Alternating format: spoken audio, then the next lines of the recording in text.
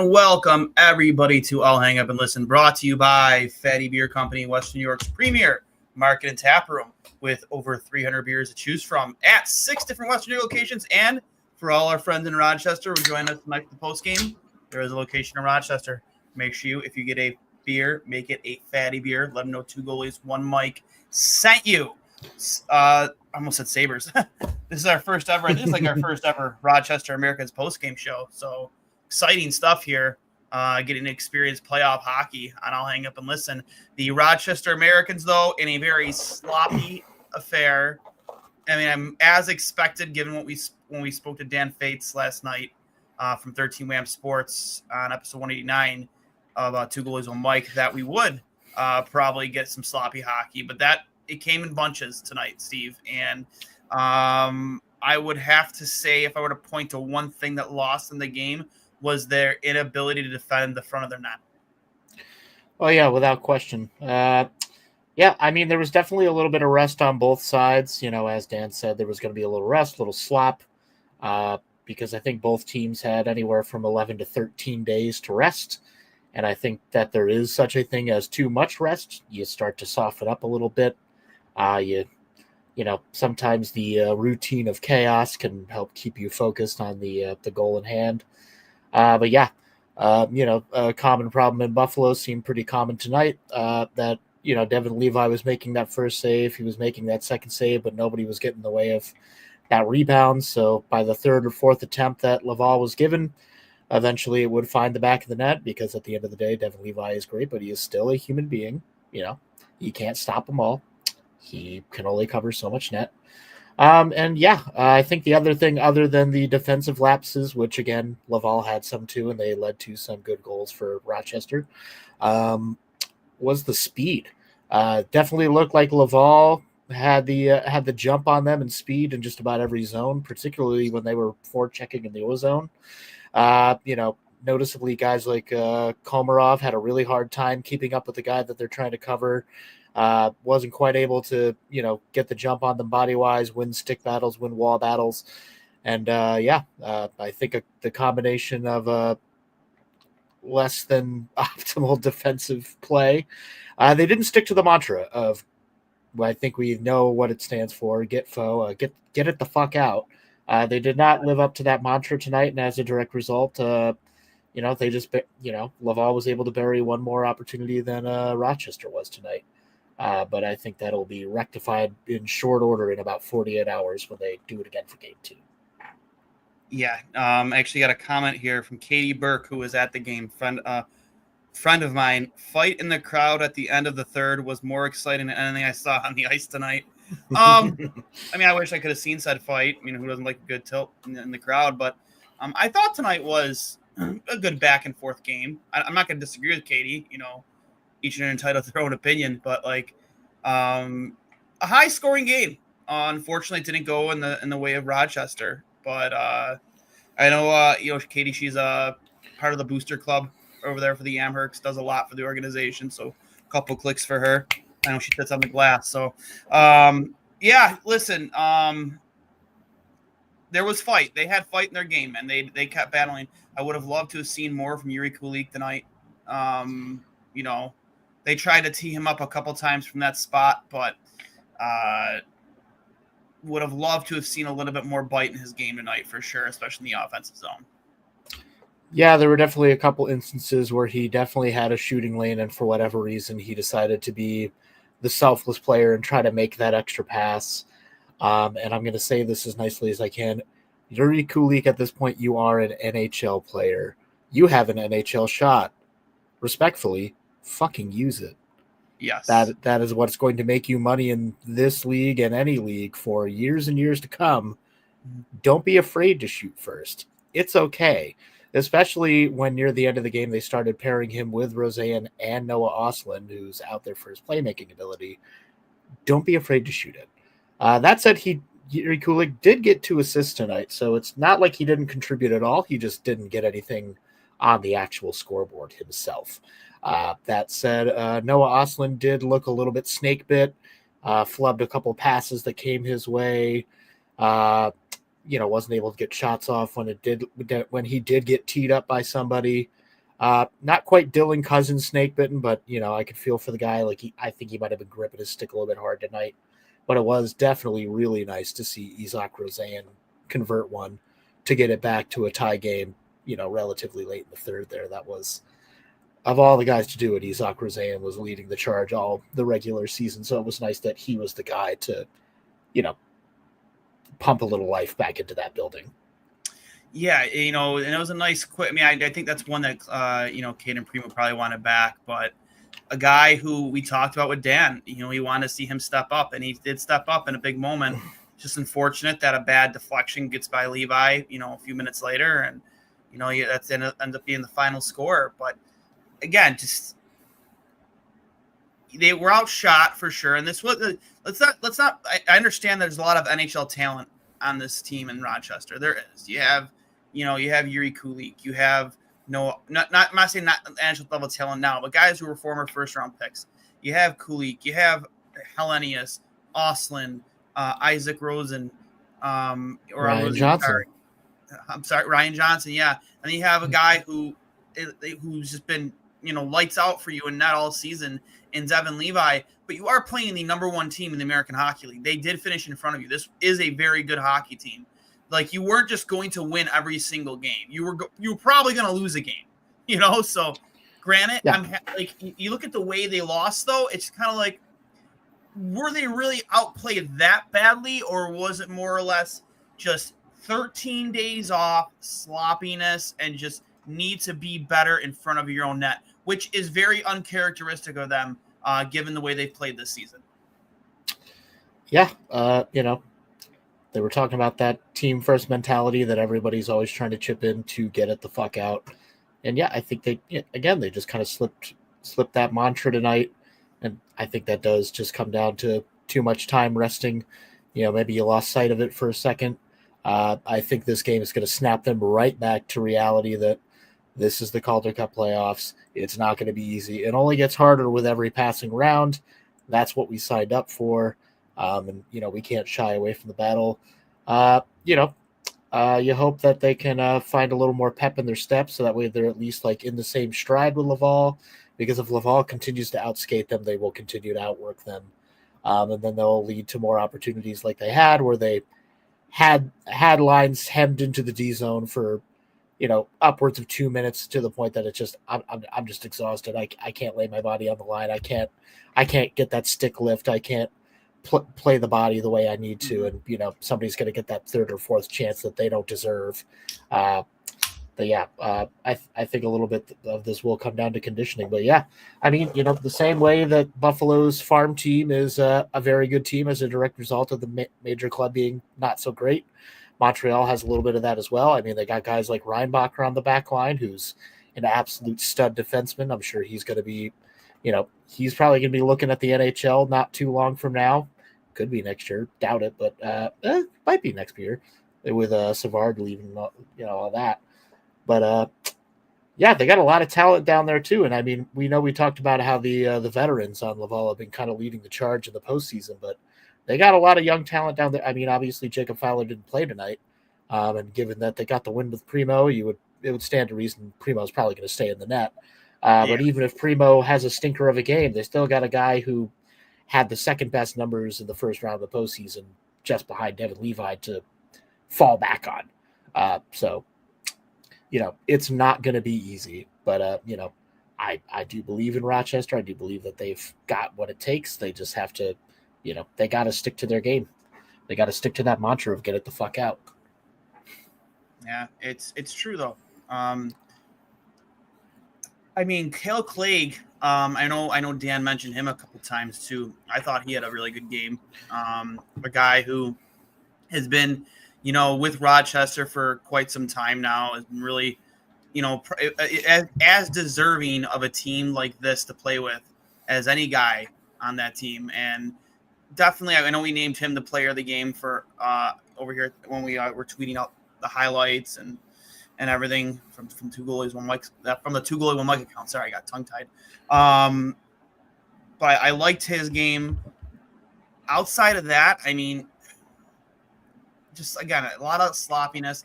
I thought Devin, for the most part, played well. Given even though he gave up 5 goals, there were some big saves he made out there and big moments. But to your point earlier, like you didn't have help in front of him. There was nobody there to clean up the messes that, granted, I know he gets criticized for his rebound control sometimes, but I didn't see issues with his rebound control tonight. It was more, sometimes you need your defenseman to bail you out every once in a while after you make a save, and they just weren't there to do it. Yeah, and I mean that's something that we know that they've been working on. Both clubs have been working on it. Took about 70 games for Buffalo to kind of get the hang of it. Clearing the front of the net and playing like a more unified defensive game. And, it stands reasons the systems are pretty similar up and down I-90 there. It's just, again, it's just a sloppy night. Thankfully, these are, it's not decided in one game. It's not like the Bandits finals where it's decided in only 3 games. It can go up to 5. So you just kind of have to put this one to the back burner, take away the stuff that you did right. You capitalized on chances when you could. When you had the puck in the O-zone, you did a pretty good job of cycling it, setting up, doing what you wanted to do, dictating the game to them. It's just, when it was in your zone, when you were defending, both sides made mistakes. Rochester made a couple more, and, the difference was those mistakes ended up in the back of your net. And that is just the way it is sometimes. You can play a great game, and, sometimes that wasn't a great game. It was a good game. I'll say it was a good game.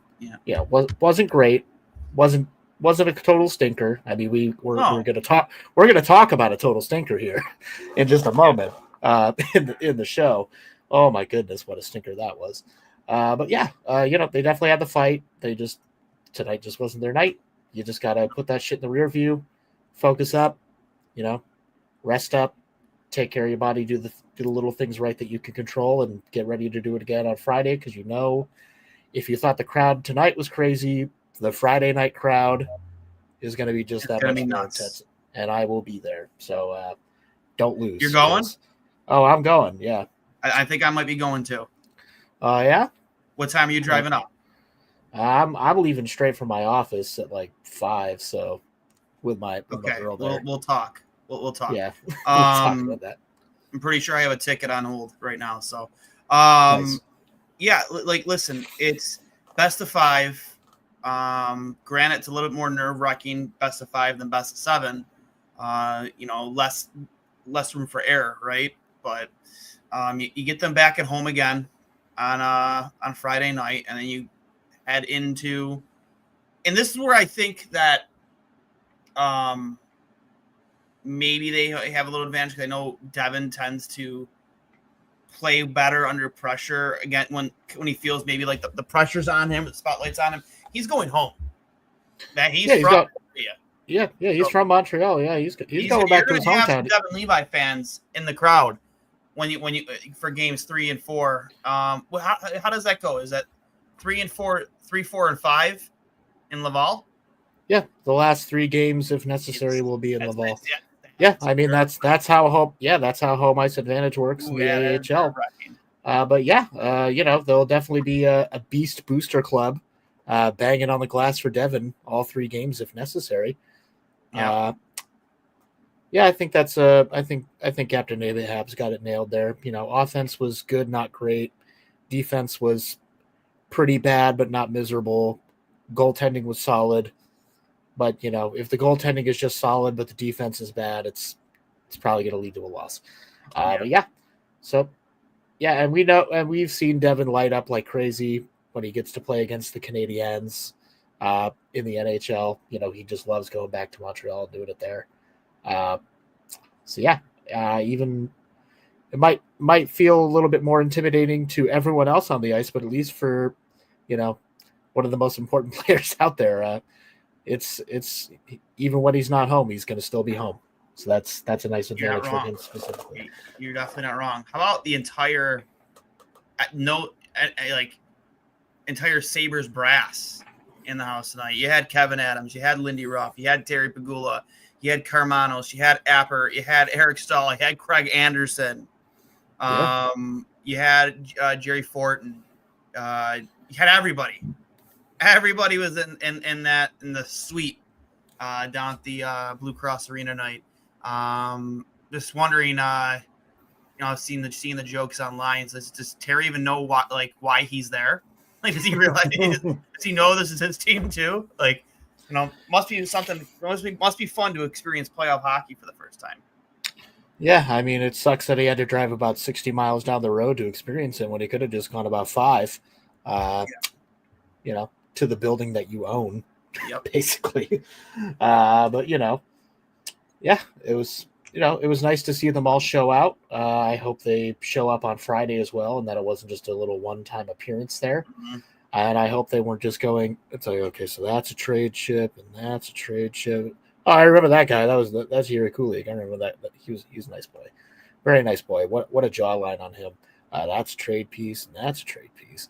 And yeah, but yeah, it was good to see them all there. Good to have a nice little unified effort. Looked like, from little clips you saw of people sneaking video of them, looked like Eric Stahl was pretty animated, pretty engaged, talking to.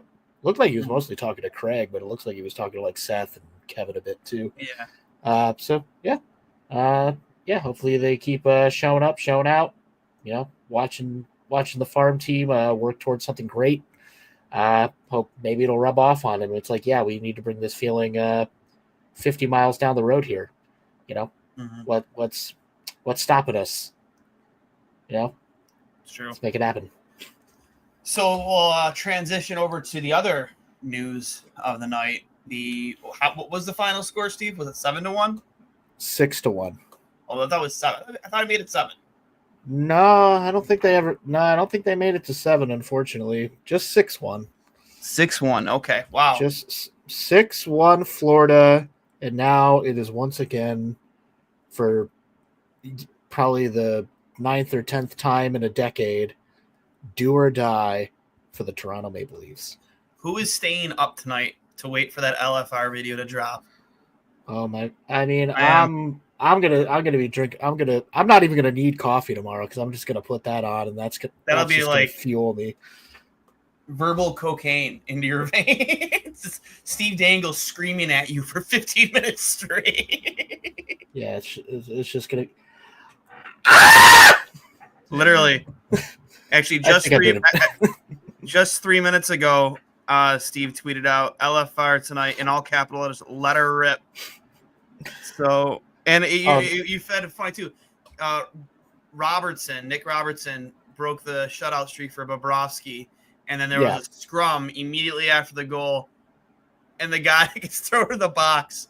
Did they say what the penalty was for? I think it was like a 4-minute to Domi, and they got rid of him. I'm not sure exactly. I think it was more like a bench. Yeah, I think it was just like they sent Domi off the ice with like a misconduct. It's like 10. It's like just get off. It's like and they put like Robertson, the guy who's minute. Yeah, the one guy who playoffs, baby. Yeah, the one guy who could actually contribute on the score sheet for you all goddamn night. You reward him by making him sit in the penalty box to serve a truly meaningless penalty with 1 minute left. You could have put anybody in there, but like you choose to punish like the one dude who did something right tonight. I know, like right? that is so fucking mean. Like, come on, like what did Nick Robertson do? Like, to any other than just contribute more to the series on the score sheet than Austin Matthews. No. So I'm gonna play. It was like a 30-second clip that Dangle just tweeted out earlier from SDPN, their SDPN page. I'll let you guys give it a listen to my microphone so we don't get copyrighted. Let's see here. Go on. Here's Abbott. They're trying to check him on the board. Try desperately to cut the lead to 5. Go in.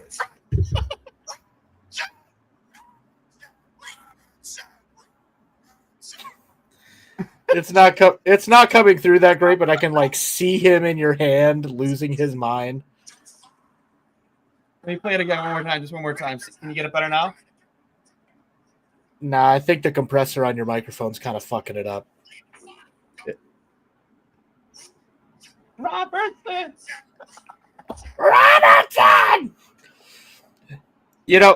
It's And I'm sure I'm not the only one who's made this connection, but when Steve Dangle starts getting in that register screaming like that, he sounds exactly like Charlie Kelly in It's Always Sunny in Philadelphia. Oh, I'm no sure doubt. I'm sure I'm not the only person who's like drawn that comparison, but it's so crazy how similar their voices are when like he gets True. like high up and like losing his mind. I'm just gonna bring up their page so we can actually watch the video because it's that funny. It's literally that funny. Like freaking out over this goal. Hold on. I really hope he has a good heart doctor. Like, my goodness, he's a father. You know, like he's got to protect himself. They should put a heart monitor on him, just like protect his beats during these games. I think they did that a couple years. You could put any sponsorship you wanted on that heart monitor for Steve Dangle during these games, and they would make so much money. No doubt about it. I think they did that like pre-COVID. I'm pretty sure they did that like either right before or right after COVID. They had a couple like playoff streams where like he was strapped up to a heart monitor and it got kind of scary close to 200. Oh my God, here we go. Oh my God. Can you see it? Panthers have it. They're trying to counterattack. Come on, boys. Defend with everything you have. The Leafs trying desperately to cut the lead to 5. Domi in front. Robertson!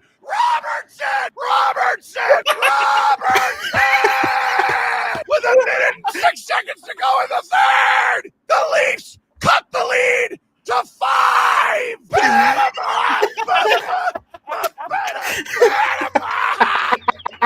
Now a 6-1 Panthers lead. Wow. Oh my God, that was fantastic. My God. That was unbelievable. Oh my God, that poor man. Right? Oh my God. Oof. That's what I'm looking forward to from LFR tonight, because you know that he's going to be in your face tonight. It's going to be fantastic. Oh yeah, there's no way that one's not a one taker. Absolutely. You can't script something for that. It's just like I just gotta go from the heart, go with God on this one. What in the actual fuck? What do you even do? Like, what do you even do? Like, if you're the Leafs here, man, because like Steve's been calling this out now for a couple weeks. Like, you know, this is your chance. There's no more excuses. You went out, you made the deals, you got the defenseman, you've been getting the goaltending for the most part. Like, this is your chance to prove that you aren't who everybody knows you are, for the lack of a better way of saying it. If they blow this and lose this series 4-2 in Game 6, like, where do you go from it? How are you, if you're Mitch Marner, how are you signing here? Regardless of it's your hometown, how are you signing here? Not here, but in Toronto. I mean, how does Toronto want him to like? At that point, this would be 9 years running with essentially the same core 4, and nothing to show for it but 6 of the 16 games won that you need to win. Yeah.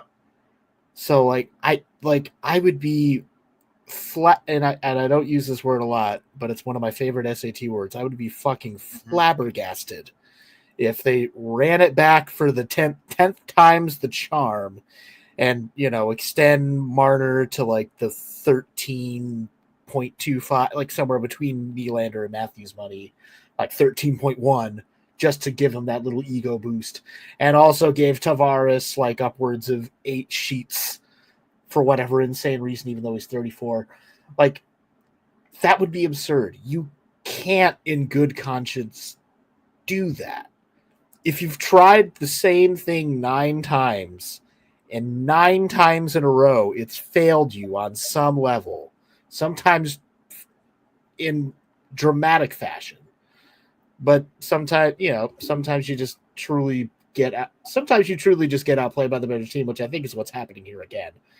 But there were times in that first round curse that they absolutely could have pulled away with it. Time or two against Boston, absolutely against the Habs in the COVID playoffs. Like, you can't just keep doing this. No. you would have you have no choice at that point. You have to let both Marner and Tavares go for basically fucking nothing because they're both UFAs. You control nothing, which then itself makes you look like you're, caught at the urinal with your pants down. So like you're truly damned if you do, damned if you don't. If you retain these guys and keep trying, force a square peg into a round hole, you're a fucking idiot. Or you let them go, you get nothing for all that they could have, for all the value that they could have had. You squander it and get nothing in return. They just go sign nice free agency deals with any of the other 31 teams in the league. You very well might face them in the playoffs next year, and they might actually be the difference maker to knock you out a 10th time in a row. Like that, like we've experienced some pain, but that is just a different level. I don't know if it's a worse level of pain, but that's like Lars von Trier bleak. That's fucking miserable, dog. Holy. And man, like again, if they lose here in Game 6, that Tavares, there's no way you're bringing Tavares back. There's zero chance. No. Mitch Marner, I don't know if you want to come back. Like Matthew Nyes is a guy that you should probably keep around because he's pretty cost controlled still, and he's played pretty well. He's been better. He's been better than your top two offensive players in the playoffs. I mean, at least more consistently. Willie Nylander, obviously, he's been a great player for you for the most part. But I don't know, man. Is it just the fact that they're playing in Toronto? I know it sounds stupid, but like, is it the fact that there's so much pressure to perform well there and to get over that hump and to get to erase however many years it's been since they've even been to the finals? Like, it is, excuse me, given the teams that they've had through their history, since I've been alive, it is crazy to think that they've never even at least made the finals. Like, it's crazy to me. Yeah, and I think you could argue that this iteration is one of the best ones they've had. It's one of the more complete teams. Like, there's actual depth both in the forward core, in the D core. The goaltending's a little bit more. It's not amazing. It's not flashy, but it's consistent. Yeah. And they haven't had that level of, like, depth and consistency probably in this whole 9-year stretch. Like, like they were leaning, like, there was that one season that like one of their big free agency ads was like getting a guy like Zach Bogosian. It's like, and if it didn't work for Buffalo, what makes you think it's going to work for you? Yeah.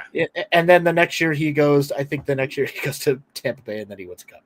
But that's neither here nor there. We're not going to relitigate all that. But the thing is it the fact that you're playing in Toronto that's the problem? Like, I don't know, man. I know it sounds stupid, but it kind of is. But like, these kids have been playing with these people have been playing with some level of pressure on them probably since they were 4 years old.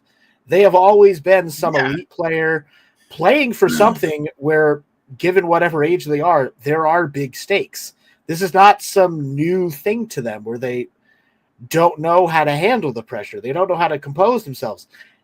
That's like this is the 9th time they've gone through this where they're, they get up in a series, they fall down in a series, they're, possibly getting reverse swept and embarrassed in their own barn. Like, there are so many examples that you can point to. It's like, how can you possibly be stressed and nervous? It's like, you've done this so many times. Like, you've watched this movie so many times. You know the Titanic sinks. Why are you so upset? Yeah. You know that's what you're going to hit. You don't steer out of the way. You know what to expect. It's just fuck. God damn, man. Like, if it's pressure, if it's truly all mental, then my God, just blow it all up because they're just never going to make it happen in Toronto if it's just a mental thing. I think this is just another series where I think Florida is just very clearly the better team. But yeah, I'm sure mental is working into it to some level, for sure. But Florida is just objectively a better team than Toronto by every conceivable metric. Their forwards are better. Their D is better. Their goalie leaps and bounds better. But goddamn, they got to figure it out. Like, you either got to figure it out or go home and start packing up your shit, because unless you have an anchor next to your name on the Puckpedia page, there's a pretty good chance you might not be sticking around, because probably everyone is losing their job. They probably extend Nyes because he's young and impressionable. He doesn't know any better. And it's like, oh, you're going to give me 7 years and $7 million? That sounds fantastic. I love millions of dollars. That sounds great. Let's do that. And then you can just try again and build around him. I want to pull up one more video of Steve. You just have to. I'm sorry to pick on him, but you have to. Are you doing Groundhog's Day? Yeah. This is after the Marner giveaway. So this is going to be great. So here we go.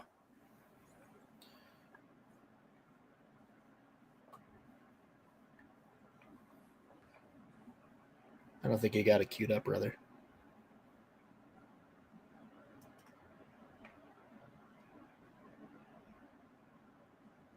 I don't think it's up on the screen, my man.